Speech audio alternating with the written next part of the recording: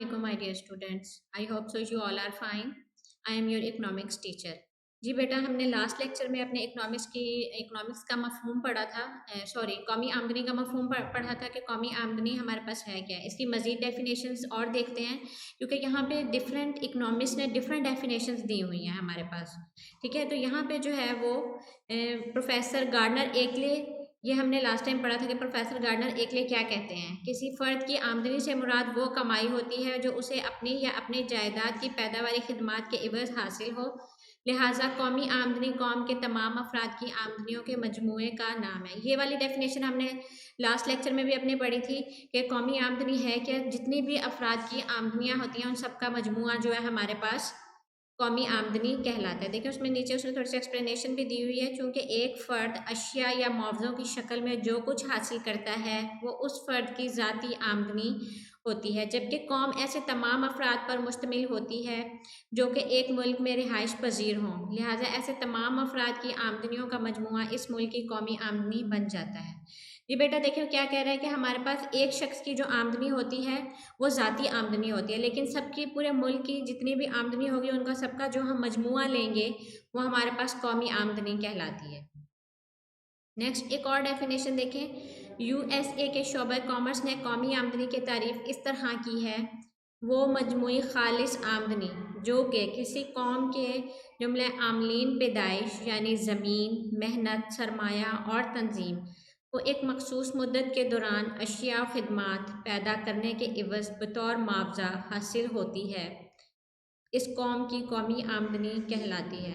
बेटा इस डेफिनेशन से हमने ये देखा हमारे पास चार आमलीन पैदाइश होते हैं, ज़मीन, मेहनत, सरमाया और तंजीम। जब हम इनको किसी कारोबार में लगाते हैं, किसी चीज़ की पैदाइश में लगाते हैं, तो इसके इवज़ जो है हम लोगों ने इनको जो है मुआवजा देना होता है। वो जो हम इनको मुआवजा देते हैं वो हमारी कौमी आमदनी कहलाती है। जैसे ज़मीन है, मेहनत है, सरमाया है।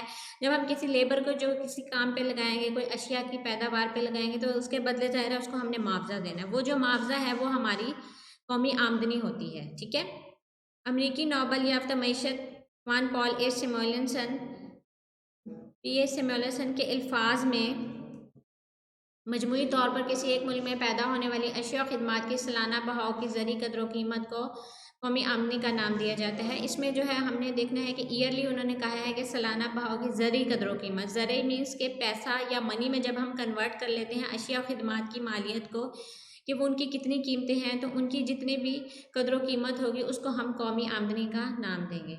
बेटा ये हमारे पास कुछ डिफरेंट डेफिनेशंस थी कौमी आमदनी की। आई होप सो आपको समझ आई होंगी, लेकिन इन सारी डेफिनेशंस को देखते हुए उन्होंने एक डेफिनेशन का निचोड़ निकाला है। कौमी आमदनी के बारे में मुख्तलिफ माहिरीन के ख्यालात जानने के बाद इसकी बेहतर तारीफ दर्ज झेल अल्फाज में की जा सकती है। इससे मुराद ऐसी अशिया खिदमात के बहाव की मालियत ली जाती है जो किसी मुल्क में एक साल के अरसे में पैदा की गई हों, बशर्तिया इसमें से सरमाए की फरसूदगी का अलाउंस और बिलवास्ता टैक्स मिन्हा कर दिए जाए।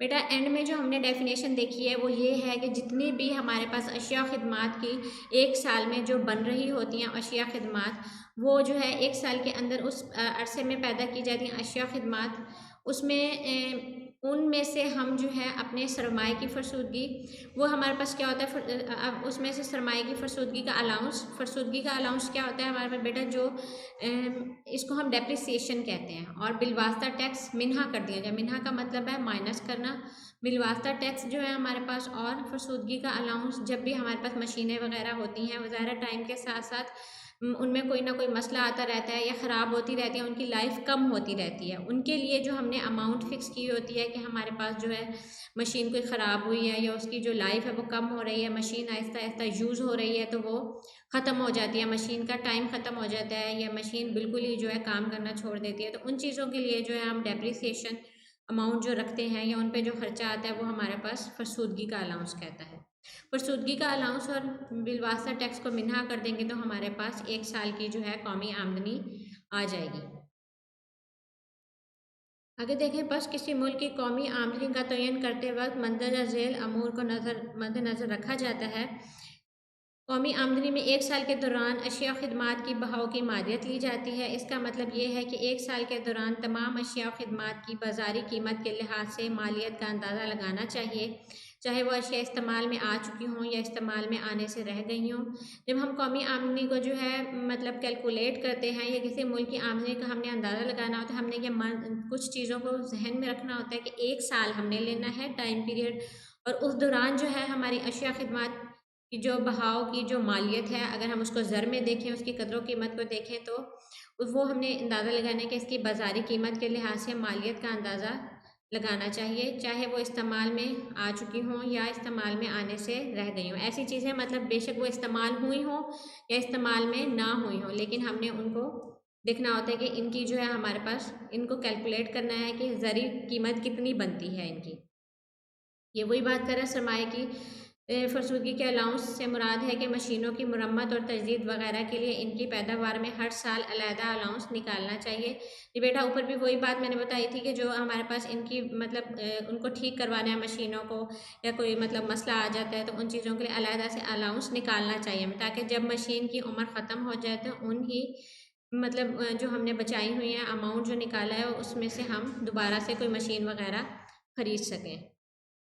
ये हमारे पास बेटा कौमी आमदनी का मफ़हूम था कि कौमी आमदनी है क्या। डिफरेंट इकोनॉमिक्स ने डिफरेंट डेफिनेशन दी हुई हैं कौमी आमदनी की।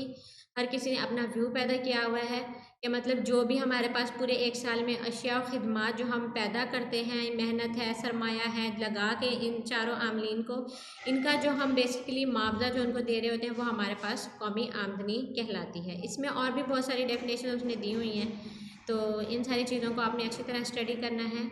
नेक्स्ट टॉपिक इंशाल्लाह नेक्स्ट लेक्चर में स्टडी करेंगे। अल्लाह हाफ़िज़।